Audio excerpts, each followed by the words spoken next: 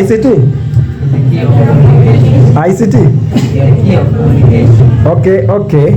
Karibuni sana wadau wetu wa Fabidigo TV na BM Zakaria Online TV na Alpha TV. Tupo kwenye darasa la ICT. Hawa ni wataalamu wetu wa ICT, wanaenda kuichezea kompyuta, ambayo hiyo kompyuta bwana wanaenda kuitengeneza, kuweka BIOS password ambayo inaitwa Basic Input Output System. Hawa wapo kwenye computer knowledge au computer science, ambao sasa wanataka wajione wao, watuoneshe mautundu hayo. Tutaangalia sasa sisi ambao tunajifunza kutokana na kwamba sisi ni watu wa digitali, lazima tujifunze kwenye digitali, ambako digitali ndio YouTube, Facebook na Instagram. Asanteni sana, tunawakaribisha muwe na sisi moja kwa moja katika darasa hili la ICT kuanzia mwanzo mpaka mwisho. Usiondoke, usisahau kusubscribe.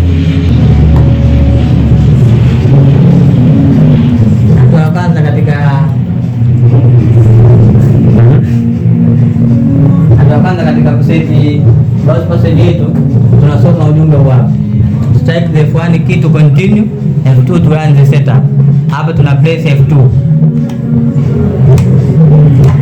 After press F2 tunakwenda kwenye security hapa tuna set supervisor password ili tuweze kuingiza BIOS password zetu. Tunaandika tu 1 2 3 4 na press enter na confirm 1 2 3 4 na press enter. After that nakwenda kusave hapa na press F10. Yes.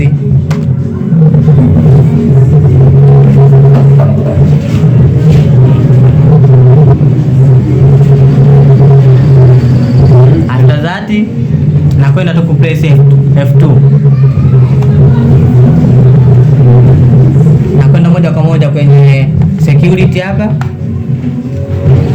Naenda kwenye security. Ninahitaji password hapa. Naingiza tu kama kawaida na press enter. Na set user password hapa. Na press enter. Na create new password. Ndugu zangu, tunaenda kutengeneza bounce password. Yeah, usiende haraka, unaenda haraka da. Tunaenda kutengeneza bounce password yetu. Yeah. Ambapo hapa tutaingiza namba tunazotaka. Na create tu hapa na press enter. Na confirm.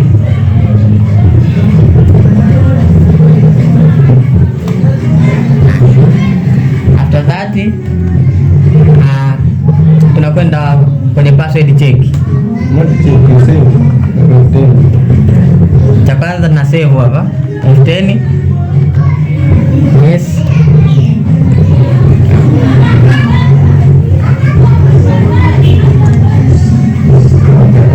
Ngoja bwana sasa.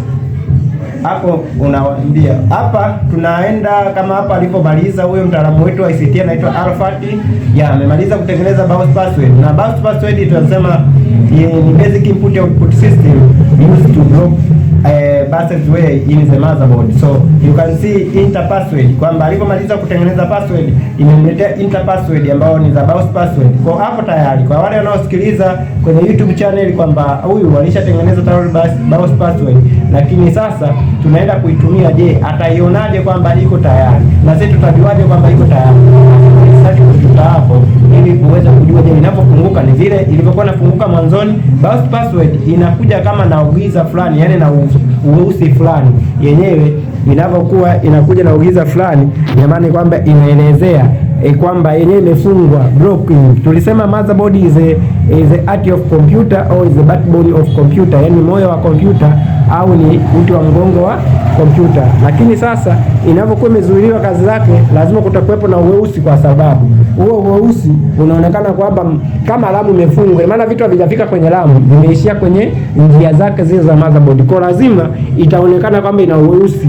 Kwa ramu haijapokea vitu, ndio maana inaonekana kuna uweusi. Ili tuzifungua hizo, lazima tuweke BIOS password kwa sababu yenyewe ndio itaruhusu RAM ipokee vitu.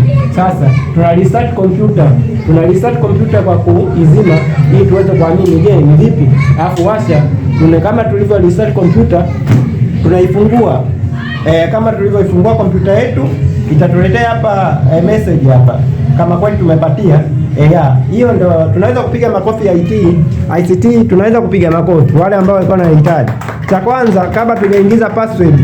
kwanza kabla tujaingiza password ni kwamba tulijifunza kutengeneza BIOS password kwamba utabonyeza F1. Hii kompyuta yetu inaitwa Dell. Hiyo kompyuta yetu inaitwa Dell hapa. Hii ni Dell. Kompyuta yetu ni Dell. Kwa Dell ilituambia sisi tubonyeze F1 ndo tukawa naenda kwenye setup, F2 kwa ajili ya kwenda kwenye setup za kutengeneza BIOS password. Tukaenda kwenye security, alafu tukaenda kuna supervisor password tukatengeneza, alafu katuletea ile set BIOS password tukatengeneza, ndio hiyo inatuletea hapo hiyo BIOS password which is so